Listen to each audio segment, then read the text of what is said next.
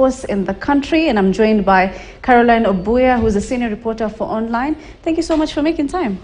Hi, Mali. Morning, Fatia. Good to see you today. Well, let's start with the first story. We do know that Aden Duale, the CS for Defense, is set to launch a book tomorrow. Can you tell us more about it? Is there a bit of a controversy surrounding it? When a politician launches a book, you can be sure that people are going to talk about it and talk about it until it's launched, until after the launch. There's the before, there's the during, and there's after now. Duale is set to launch the book tomorrow. It's called For the Record. What is this about For the Record? It's said that it's setting the record straight about the intrigues of Uhuru and Ruto, leading to their breakup. What really happened? So it is something, Fatia. This is a book that even the former head of, the head of state, William Ruto, has weighed in the previews and the prefaces. And he says that Duale should be held for being very bold in talking about this book. And so what are some of the things we expect in this book? Duale is talking about the lies, the betrayals, that were deep ingrained in State House, leading to their fallout.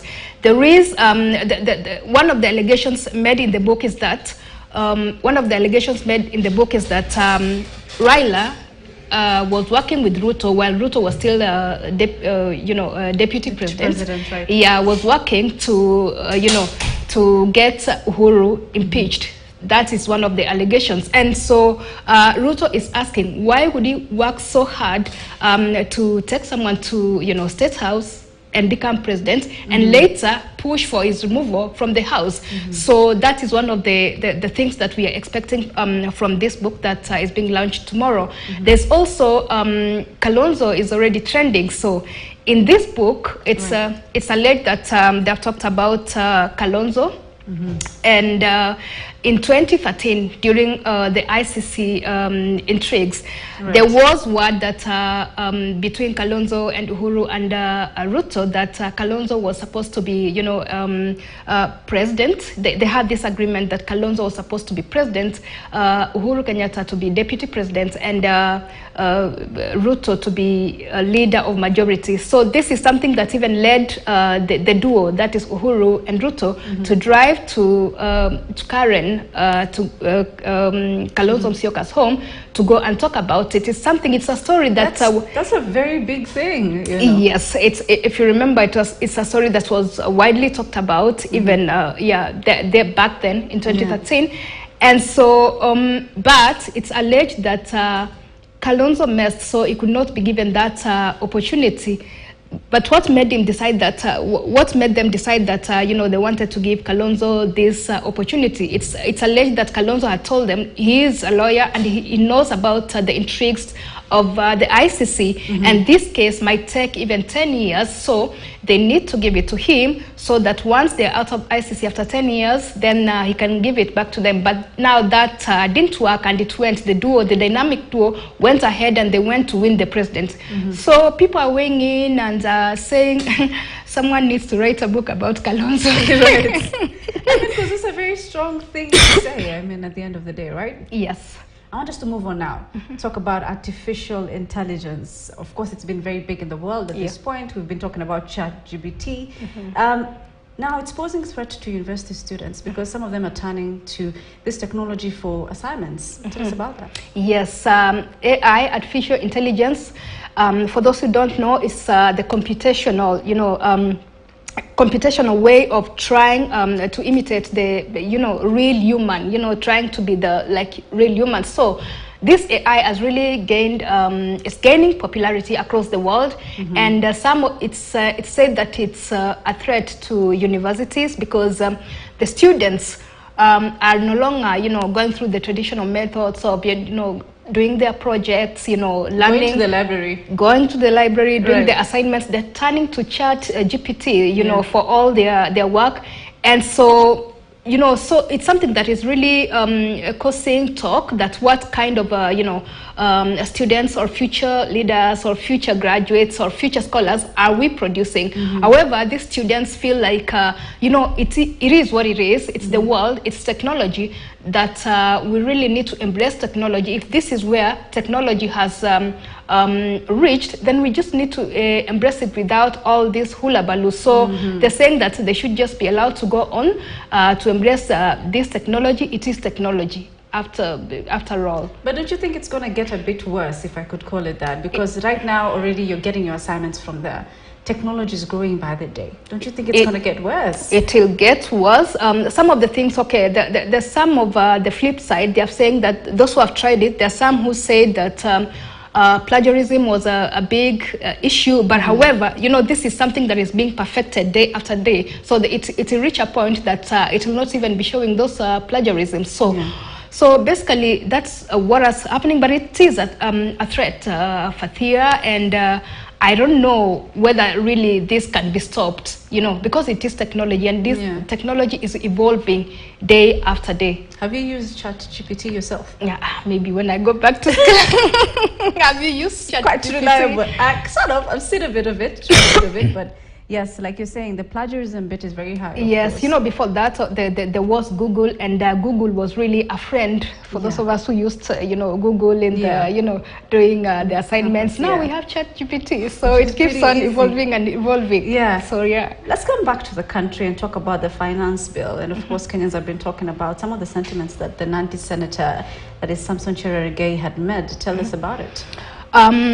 It's perturbing some of the sentiments that the Nandi Senator Samson Cherargei made yesterday. This is something that has really been talked about across, all leaders have talked about the finance bill 2023. So the other day, Samson Cherargei, posted on his handle and said that that bill is going to be passed without even, changing even a comma. And so people are perturbed because a lot has been saying, Fatia, you've gone through those taxes, Yeah.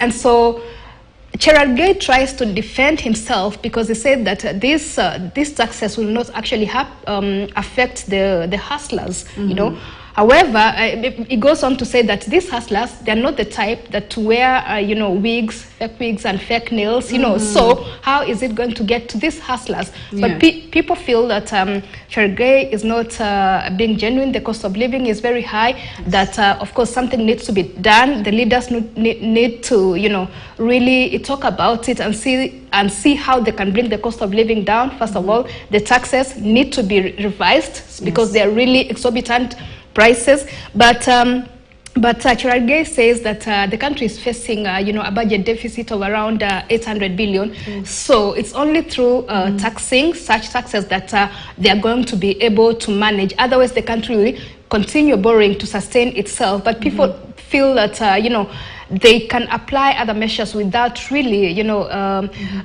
kufinyilia the normal wananchi.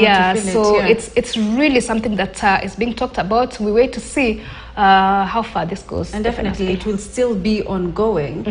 Let's talk about now Twitter. We've seen Elon Musk the other day talking about a cleanup exercise where he's announced that he'll be purging accounts that have sort of been inactive for several years.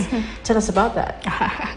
Elon Musk keeps on, maybe making better or making Twitter worse day by day. The other day you saw he was, dealing with the Twitter verification. Are you verified on Twitter, Fathia? Nah, not yet. Not yet. Now you really have to work very hard to reach 1 million, maybe to reach 1 million followers, so that you can be verified. However, now, to Elon Musk the other day, he tweeted and he said that he wants to, purge all the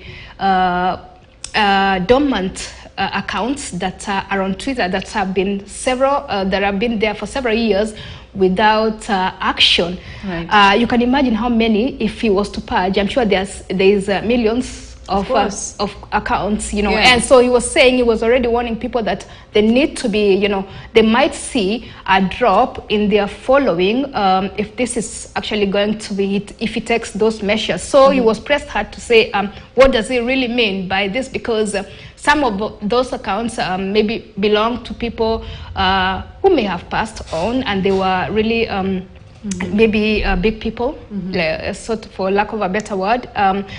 Other accounts could have historic tweets on them that that could mean a lot.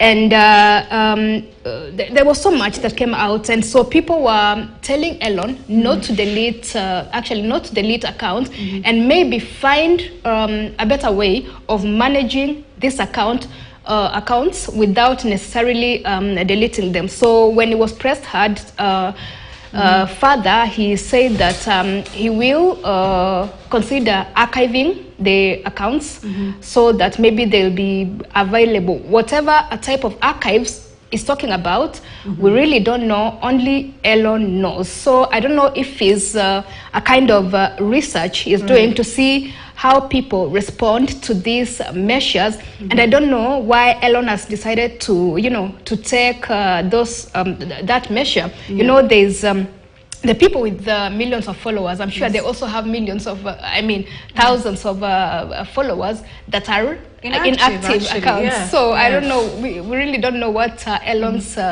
what Elon is up to. But it's someone who you can wake up even today morning and just say, I'm doing this with Twitter. So we wait to see if he'll actually, his final sentiments on that. I just wanted to know, maybe from your personal opinion, how do you think Elon has been running Twitter since he took over? Because there's been a couple of radical changes here and there.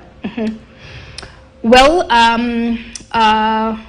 he's been running it like some property, some random property, but I think it's also his way of doing research, of wanting to know what will work for him best, because he doesn't have to follow the model that was there before. Right. Has it affected people? Has it affected us? Yes. Has it become better? We need a report to know if this has really become better and how better it has become, and compared to the previous Twitter that was there. What can you say about it, Fathia? Oh, same, honestly. I mean, I think he's trying to make changes, but it's, like I said, a bit radical, but it's also putting people like in line, discipline, even with the Twitter verification, Are you verified yourself? Not yet. I'm not yet. Do we have small following, like? Where am I going to get? I know one day I'll get the 1 million followers, but not at the moment. At the moment, you really put in the work, you tweet, you'll get those following. Inshallah. Right, I agree. Thank you so much, Caroline, for